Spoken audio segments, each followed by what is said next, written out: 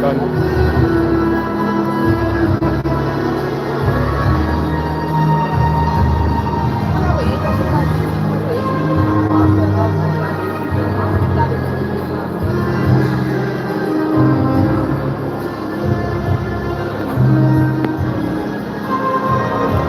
bá lè rí lè nǹkan rẹ̀.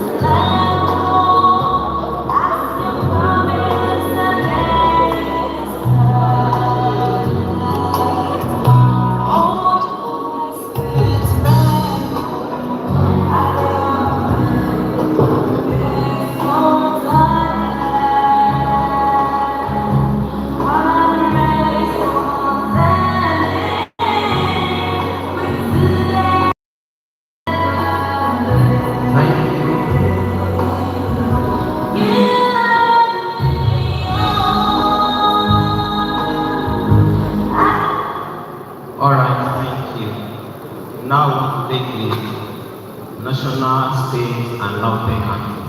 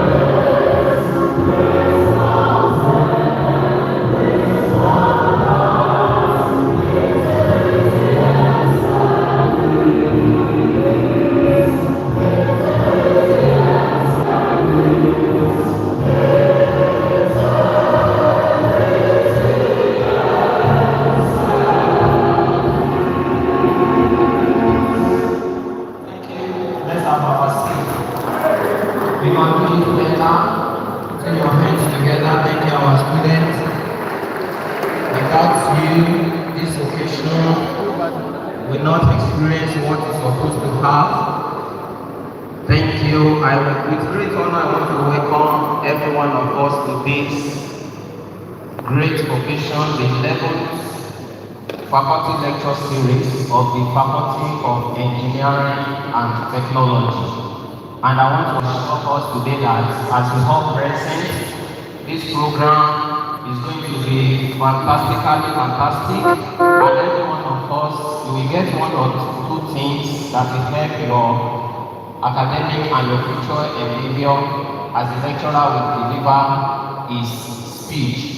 So at this moment, I want to invite you to the podium, to the high table, but I want to assure us that every one of us here seated is very, very important in this gathering. I want you to know that, both staff and students. But we should give honor to whom honor is due. So I want to invite our Vice Chancellor, ably represented by the Deputy Vice Chancellor, Development and Strategy, Professor A.T.J. Ogunkunle. You are welcome, sir. Also, I want to invite also to the table the Deputy Vice Chancellor, Academic, Professor D.O. Araro. Thank you. They shall also be celebrated in life. Thank you. Then also, I want to invite the number 1 man in the Faculty of Engineering and Technology. Our Dean, Professor Zenti.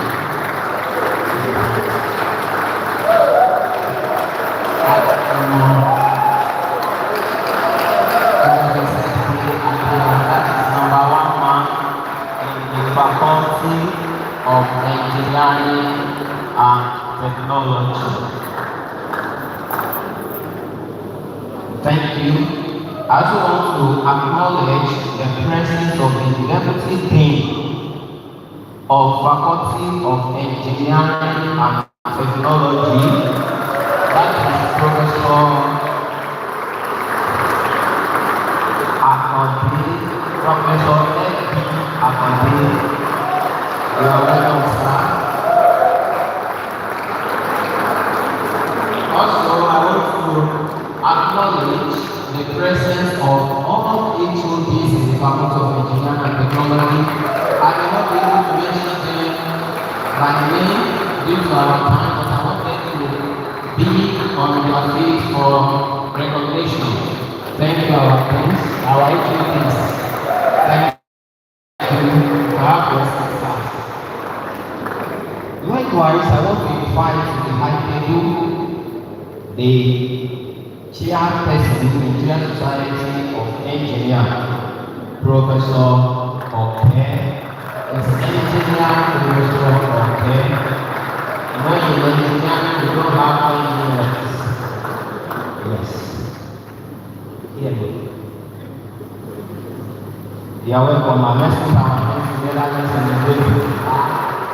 It's not easy to be an engineer. Let alone anything. One of the greatest societies in the Nigerian Society of Engineers branch.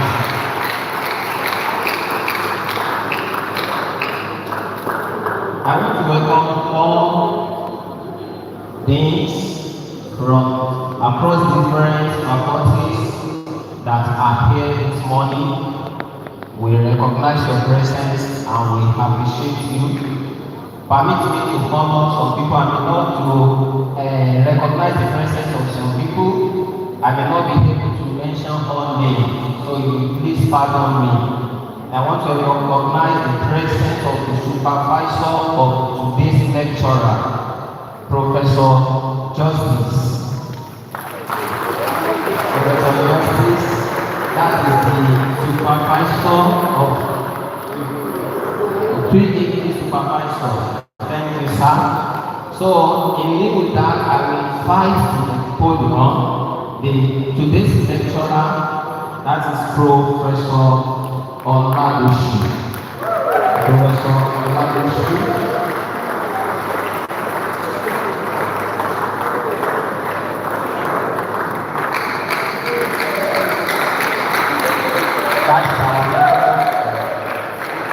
That is our lecturer for today.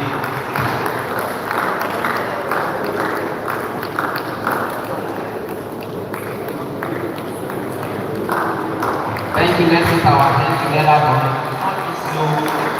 It is not an easy task to become a professor and deliver the faculty lecture of the great faculty in Lakisola University of Technology.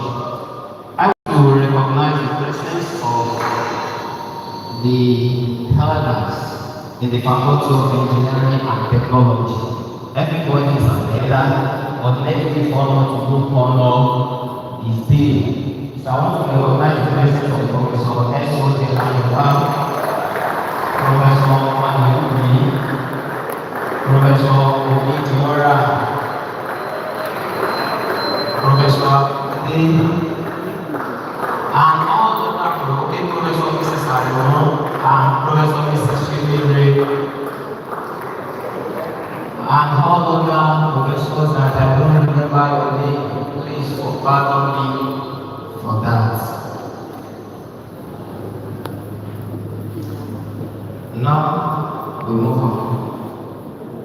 I want to invite Professor Dean of Faculty of Engineering and Technology to deliver his welcome address. Dean, sir.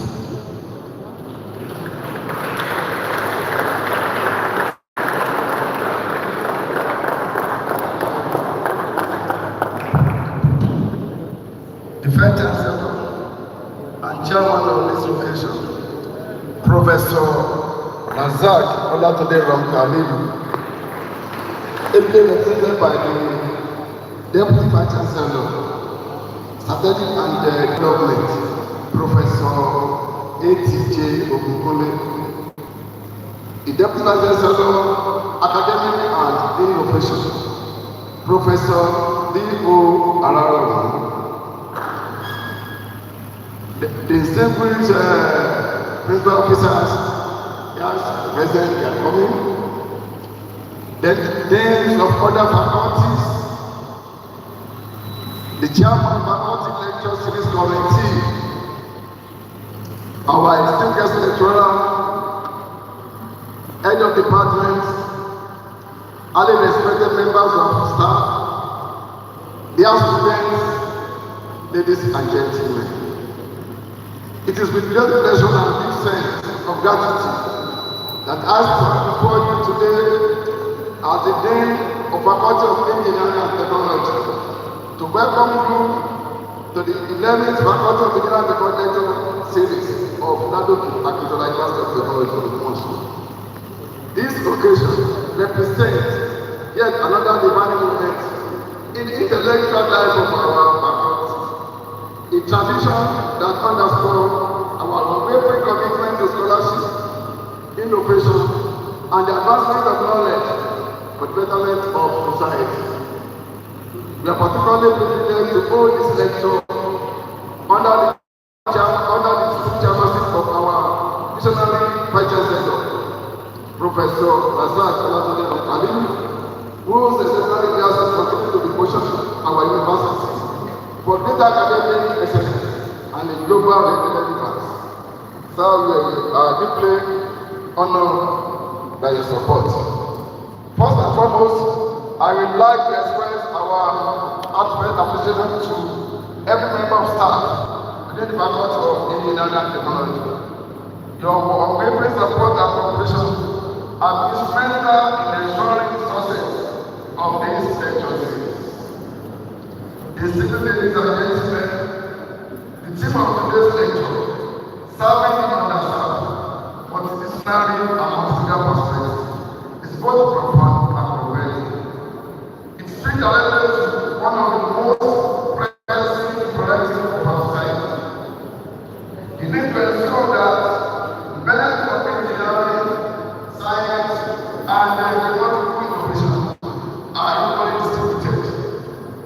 scholars of common laws, as scholars and politicians, to transcend disciplinary boundaries and linguistic barriers in order to design inclusive solutions that address the needs of all segments of society, particularly the underserved. We are greatly honored to have our guest lecturer, Professor John Babalola, in disciplines academic and authority in applied information technology. Scholarly contribution and professional enforcement have earned a widespread recognition. We are confident that this lecture will provoke critical reflection and stimulate constructive discourse. I must also with deep appreciation commend the chairman and members of the faculty lecture series committee for their diligent foresight and commitment in sustaining this new academic tradition. Your efforts continue to strengthen the intellectual capacity of our faculty.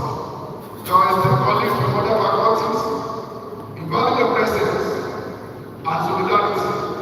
To our dear students, I urge you to approach this lecture with enough attention and intellectual curiosity, as it presents a real opportunity to broaden your academic horizons.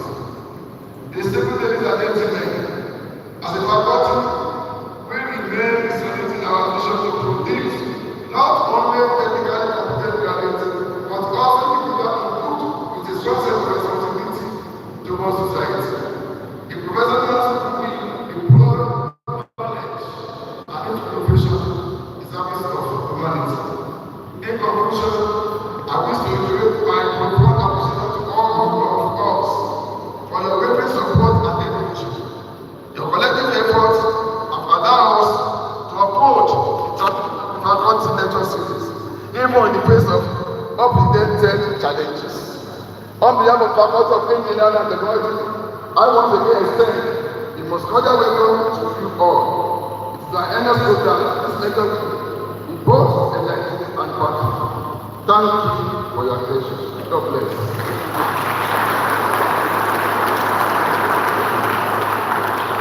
Sir, I think we can do better. Yes. Thank you, our dean. That is the Dean Faculty of Engineering and Technology, LAUTECH. While the program was in progress, we had the arrival of the librarian of our great institution. So permit me to invite to the high table Professor Mrs. Adefunke Ebijoa.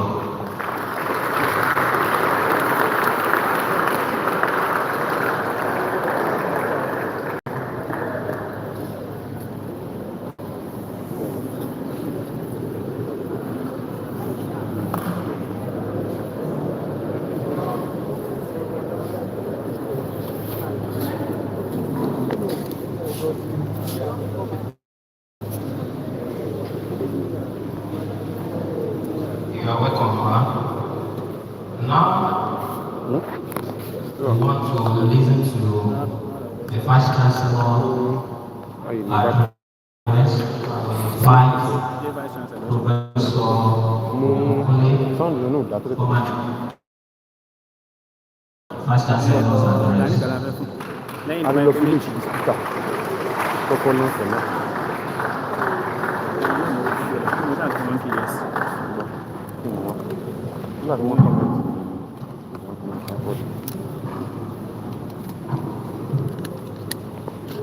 The Deputy Vice Chancellor, Academics and Innovation, the University Librarian, Dean of the Faculty of Engineering and Technology,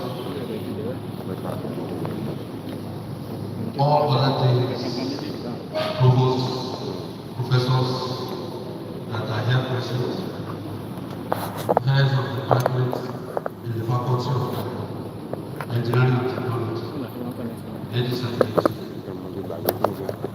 I'm here to present the Vice Chancellor, Professor Rob, who is outside the room for an an equally important engagement. I bring a message of congratulations to the Faculty of Engineering and Technology on this auspicious occasion. I also bring 58%. another message from me to eulogize the faculty on your activities, particularly academic activities. Because the purpose and the essence of faculties is to educate the public. And this is one of the functions, or one of the reasons why faculties are created. So I want to thank you for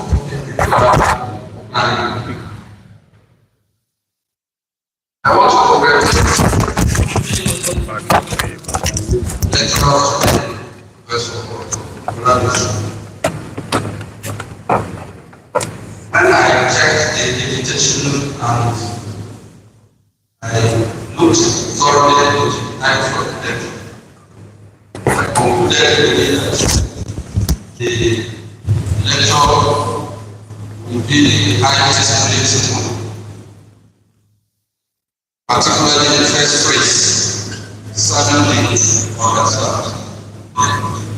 So which means that we are highly expectant of information that will be of high assistance to us as academics and as other staff and students in the university. I believe at the end of the day, we will have one or two things to gain, and our take home will make us a different person. Once again, on behalf of the Vice Chancellor, I want to congratulate the faculty, and I want to thank you for keeping the flag flying. On that note, on behalf of the Vice Chancellor, I declare the lecture open. Thank you.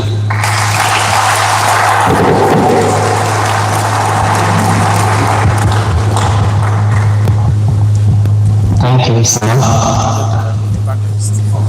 Ladies and gentlemen, it is now time for the presentation of our distinguished lecturer, and to perform this task, join me in welcoming the engineer Dr. Mrs. A.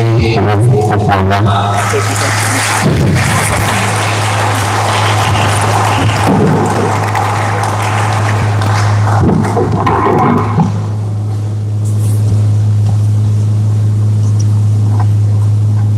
All protocols duly and well observed.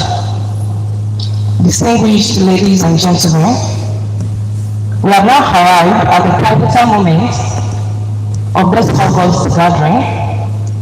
To prepare for this feast of intellect, it is my distinct honor and privilege to present us the citation of our eminent lecturer. At this juncture, may I respectfully invite Professor John Babalola Oladosu to please rise and remain standing as we trace the remarkable process of his academic and professional journey.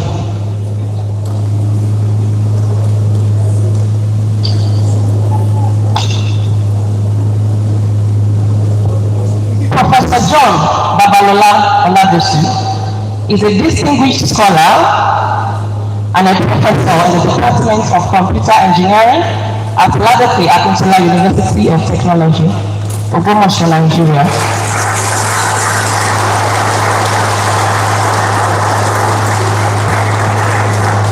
With a career spanning over 2 decades in academia and industry, he has established himself as a leading authority in applied health informatics, natural language processing, mobile computing, and predictive modeling. Since his appointment to the rank of professor on October 1, 2019, he has continued to drive innovation in technology-led solutions for local and global challenges. Professor Oladosu's academic foundation is rooted in engineering and computer science. He earned his Bachelor of Technology in Computer Engineering from LAUTECH in 1996. He furthered his studies at the University of Ibadan, where he obtained an MSc in Computer Science in 2006. Focusing his research on quality of service models for mobile ad hoc networks. In 2011, he completed his PhD in computer science at LAUTECH, developing a groundbreaking framework for service-oriented mobile e-health infrastructure tailored for rural and suburban healthcare. In addition to his academic degrees, Professor Ladosu holds professional certifications that underscore his technical versatility, which include Microsoft Certified Professional, Google Fundamentals of Digital Marketing, Comprehend Cloud Plus Basic, Java Mind Soft Skill Training. I think it deserves a round of applause, please.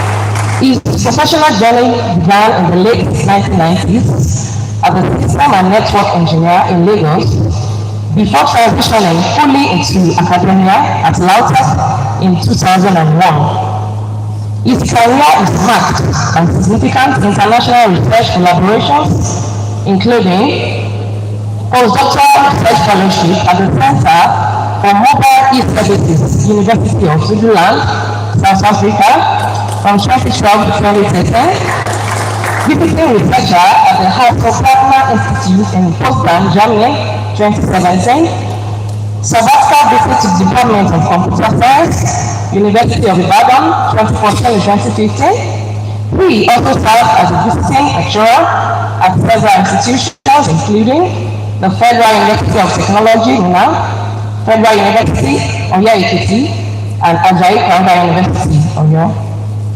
Professor Oladosu's research is characterized by its practical application to societal needs.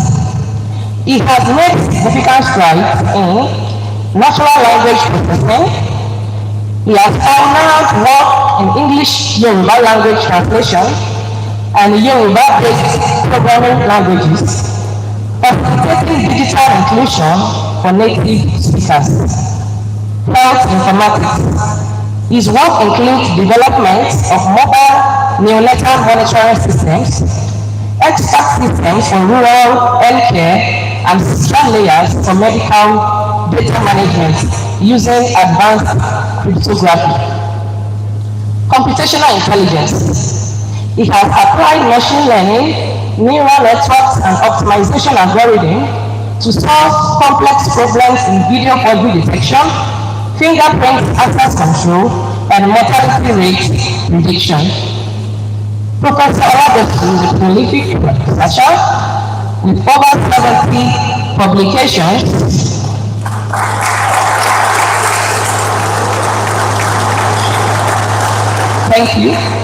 including journal articles in reputable outlets such as IEEE, in the Science and the Journal of Intelligence and Fuzzy Systems.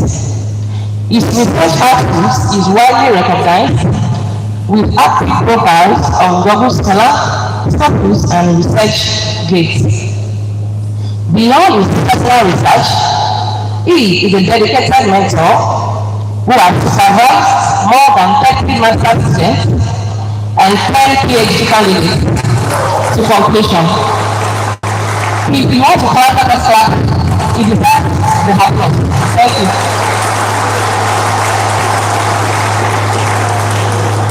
Significantly contributing to the next generation of computer engineers and scientists in Nigeria, Professor Oladosu's excellence has been recognized since his early years, beginning with the award for the best graduate student in chemistry in 1988.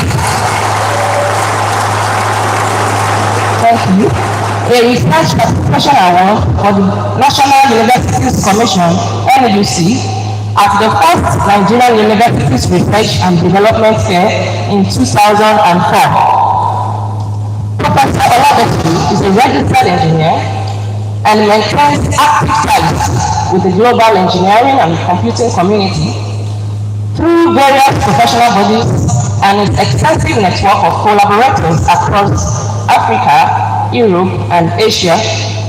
Professor LAUTECH is married and blessed with wonderful children, and it is on the strength of his eminent profile, ladies and gentlemen, that I ask you to please rise and put your hands together and welcome to the podium Professor John Babalola Olabisu.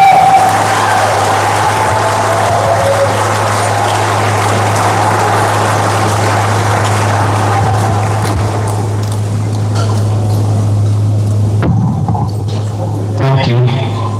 I'm sorry. Tell them to sit down. Yes. Please permit me to Let them sit down. recognize the. Let them sit down. Yes. Please let us assist. I'm sorry. Sorry. Please permit me to recognize the presence of the Dean, Basic Medical Sciences, Dr. Saka. And also, now this is the former Dean, Faculty of Engineering and Technology and immediate past Provost Ibadan. Polytechnic, Professor Adebayo. Welcome, sir. Thank you, sir.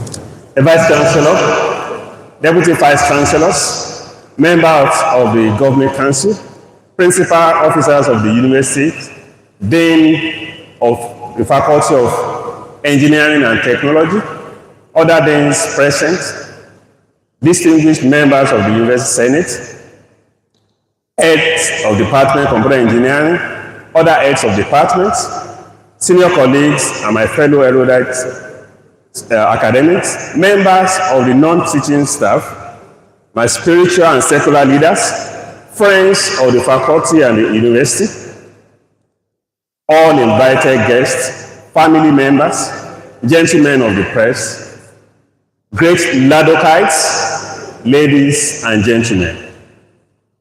We often speak of underserved communities or population in terms of infrastructure, but there is a more invisible yet more profound barrier, which is the language war.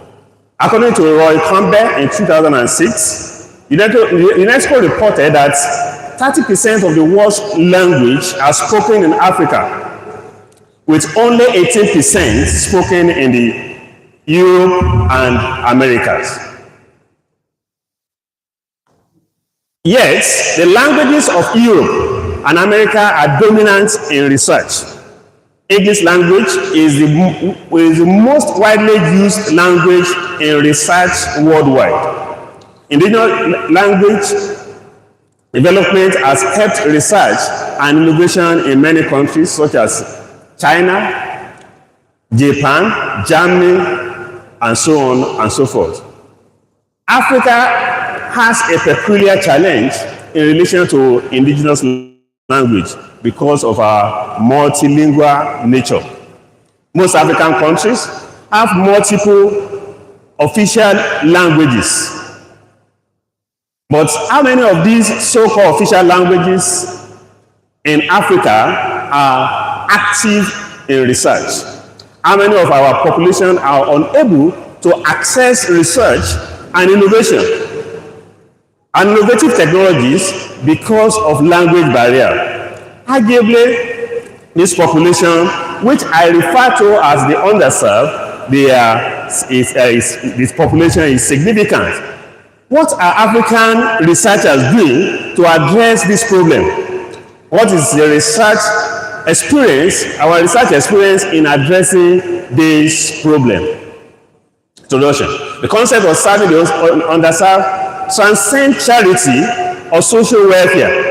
it reflects a commitment to equity, inclusion, and justice.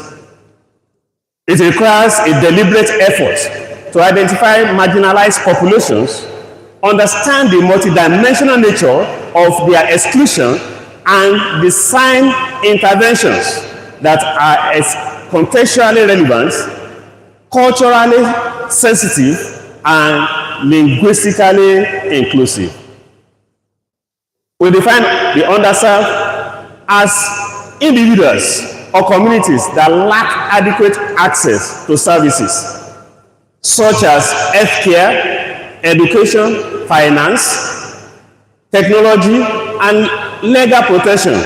These populations are often marginalized due to a combination of socioeconomic, geographic, cultural, linguistic, and a lot of other similar factors. In particular, the underserved have the following characteristics. They are in rural and remote communities. They have low income. They have ethnic and linguistic minorities. They belong to ethnic and linguistic minority. They are persons, with disability. A good number of them are persons with disability. In some contexts, women and gender minorities are underserved. Informal sector workers also are included among the underserved. Digitally excluded population are also included. Unlike the term underprivileged, which primarily emphasizes economic deprivation, the underserved captures a broader spectrum of exclusion, including systemic neglect and institutional barrier. The characteristics of the underserved population include limited access to services, socioeconomic disadvantage, linguistic marginalization, digital exclusion, social and cultural barrier.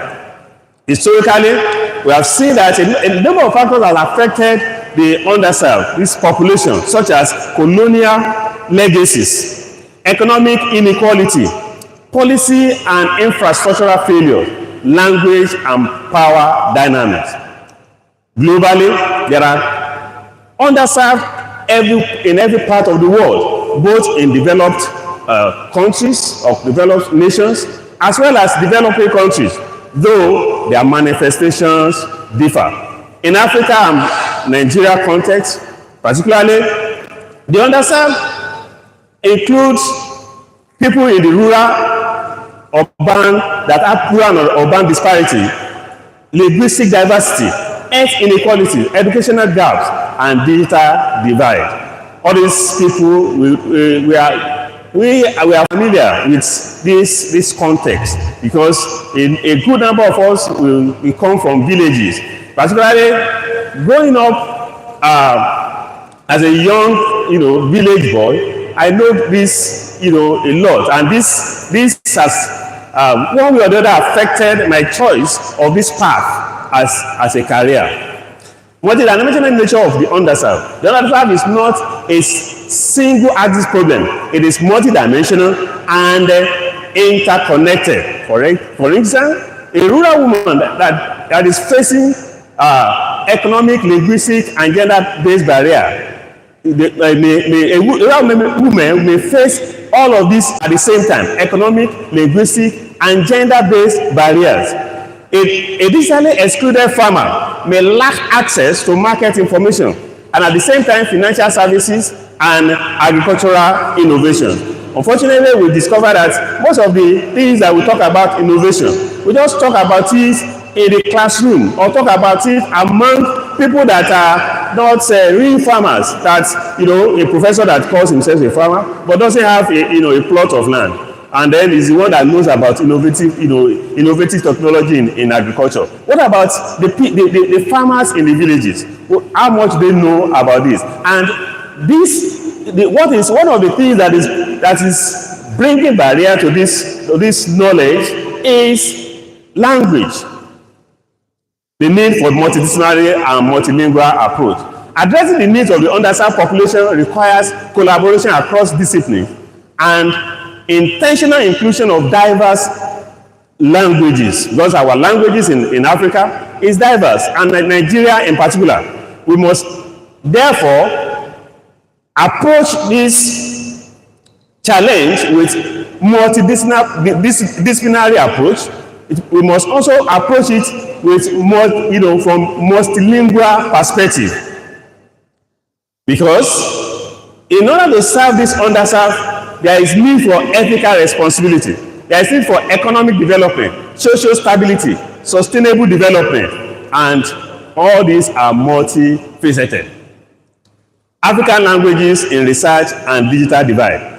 Little devotion of efforts to research and development in indigenous African languages has contributed to digital divide in Africa, especially for the reference population, that is the underserved. The goal of this lecture is to expand this reality and present my research effort at developing one of the widely used indigenous African languages for research and innovation, as well as discuss my research experience in an attempt to serve the underserved.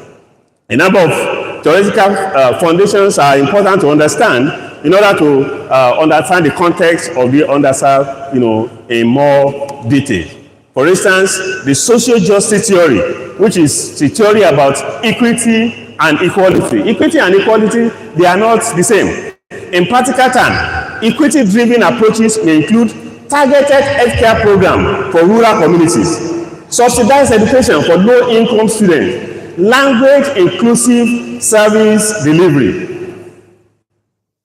Then another approach is a capability approach, which include the ability to access education, increasing the ability of the underserved to access education, the ability to maintain good health, ability to participate in society, the ability to communicate effectively. All of this will help the underserved to have capability that is needed to actually get the required attention and service. The digital divide framework includes access divide, skill divide, and usage divide. Addressing this digital divide requires infrastructure development, digital literacy program, context-specific technology solutions. Linguistics inclusion and poverty dynamic. Language is very powerful, and it's a determinant of inclusion and exclusion. Language can determine who is excluded from some services. It can determine who is included from some services.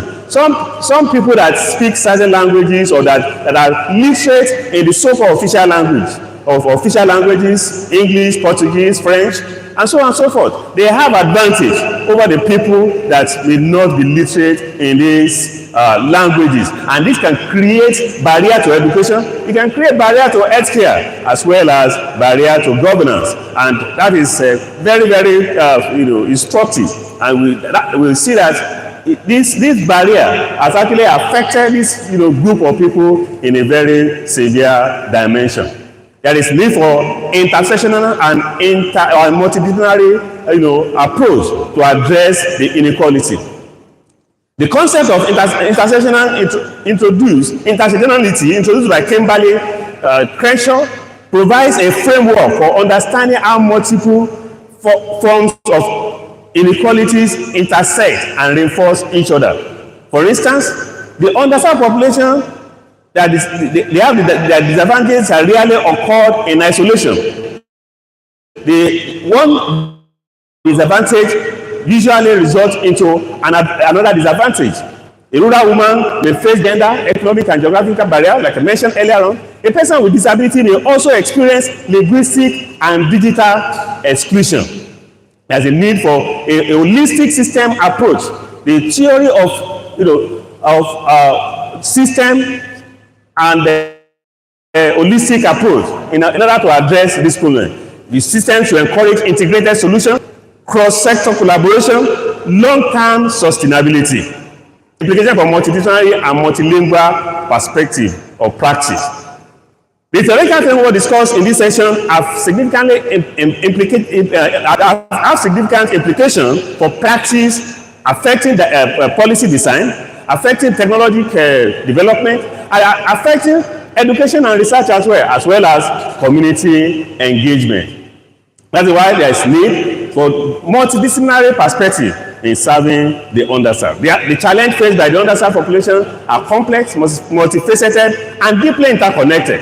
No single discipline possesses the tools or scope to adequately address these challenges. No single, and that is why all disciplines, all the related disciplines, healthcare, technology, engineering, linguistic field, we must all come together to address this challenge.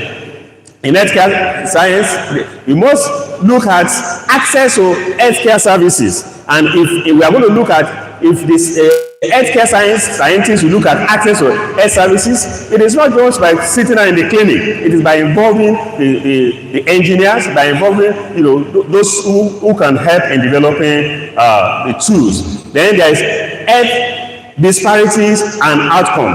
Underserved population often experience high rates of infectious diseases, increased maternal and child mortality, lower life expectancy, which are not well taken care of in the underserved community. Educational perspective. Inequality and educational access in Nigeria, disparities in the educational access are particularly evident between urban and rural areas as well as between different regions. We know that even within regions, there are disparity in access to education. And across regions of the country, there are some parts of the country that have better access to education than other parts of the country. And that's why some parts of the country are regarded as more educationally advantaged, or other parts are educationally disadvantaged. There's need for engineering and technology perspective. In providing infrastructure, information and communication technology, ICT, and human-centered design that will address these challenges. Also, there is need for looking at it from social science perspective in order to address the social science context of the underserved. And the law and public policy perspective as well, that we address human rights frameworks, policy formulation and implementation, governance and institutional capacity. All of this must come as an integrated whole. We must integrate all of these fields, all of these areas, in order to actually achieve this goal. While each discipline offers valuable insights, their integration is essential for addressing the complex needs of the underserved population. So the role of the academics in this is promoting cross-disciplinary research. We should not continue to do our research in silos. We should not continue to do our research in isolation. What we discover, particularly when I started this journey, I found it was a very tough journey, because I needed to, at that time, the teaching hospital of LAUTECH was in Osogbo. So I needed to take some trip to Osogbo to meet some doctors and tell them this is what I'm doing. And there were a lot of rejection. The first is that do you want to replace, you want to use computer to replace doctors' work? Do you want to? But you see, there is no way we can replace any doctor. In fact, even in the developed world where there are advanced technology now, the human doctors are very relevant. For instance, recently we heard about the technology in China, where people go to a kiosk and then their vital sign and all various tests are done and all of that, and then they see the results of the test. But prescription are not just made by the machine like that. The result of the test goes in the background to medical personnel, human medical personnel, who will analyze and then will give the correct prescription based on human experience. So therefore, we must collaborate. We must know that we are partners in progress. We are not just we are not supposed to. If we continue to work in isolation, then we will continue to have this challenge. And the implication for practice is that there must be holistic intervention, context-specific solution, there must be, sustainability must be addressed, as well as inclusivity. Everyone must be carried along. Everyone must be included in whatever we we are trying to do. The role of language in the inclusion and exclusion. Language has played a very significant role in inclusion and exclusion in technology. For instance, in communication and service delivery, patients who do not understand medical instructions may misuse medications or fail to follow treatment plans because of language. The students that is taught in unfamiliar language may struggle with comprehension and academic performance, not because the student is not good, but because he does not understand the language, the context in which he is being taught. The language barrier does directly affect the outcome and can lead to systemic exclusion. Because language is power, and equity. There is this idea of linguistic imperialism, where the colonial masters, they have actually taken us into slavery by making us to believe that our language is not is not good. Instead of helping us to develop our language, they make us to learn in their language. And as well, therefore, whatever we develop, whatever solution we develop will first and foremost be for them and not for us. Language and education. Multilingual education model is important, such as mother tongue-based multilingual education, translational bilingual education, dual lingual programs, and so on and so forth. In healthcare, you can use language in communication in the clinical setting by involving by removing the language barrier, which can actually cause things like misdiagnosis, medication error, reduce patient satisfaction, because the language barrier can actually cause this for anyone that does not understand the official language. Language in governance as well. Language can limit participation of people in government, this because of inability to understand the official language or to illiteracy in the official language. In the digital age, language also has effect on the digital revolution. The digital revolution itself has created new opportunities for inclusion, but it has also introduced new forms of exclusion. Many digital platforms and technology are dominated by a limited number of languages, leaving speakers of less represented languages at a disadvantage. In natural language processing, as a research area, has actually come to offer promising solutions for this multilingual inclusion. However, many African languages remain underrepresented in LAP research and development, limiting their inclusion in the digital ecosystem. The Nigerian context, we see challenges of limited use of indigenous language for formal education, inadequate translation of public information, underrepresentation of local languages in digital platform. But this also offers a number of opportunities, such as integration of local languages into education and governance, development of multilingual digital tools, and then promotion of cultural and linguistic heritage. We can therefore take the strategy of policy and planning, capacity building, technology integration, and community engagement in order to address this challenge. And technology can be used as a tool for inclusion. As mentioned earlier on, NLP is an area of AI that has come to be relevant in this aspect. The technology of NLP can enable communication in multiple languages, making digital services more accessible. You can have applications such as machine translation, voice-based interface, text-to-speech system, such as some of which will be presented in this lecture. Then bridging the gap. The language is key in African context to bridging the gap. We have a lot of silos, in terms of our research. A number of research have been done. This group is doing this, this group is doing this, doing your own